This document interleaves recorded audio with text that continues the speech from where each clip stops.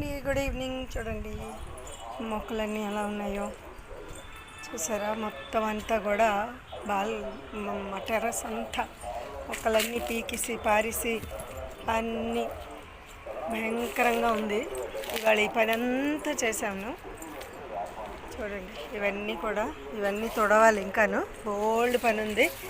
మొక్కలన్నీ ఎండిపోయాయి అన్నమాట. ఈ మధ్యన ఎండ అవి ఎక్కువయ్యి ఎండిన మొక్కలన్నీ పీకిస్తాం మొత్తం.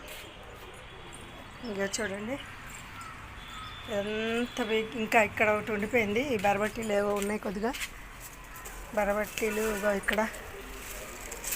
ఇక్కడ అలాగే ఇక్కడ కూడా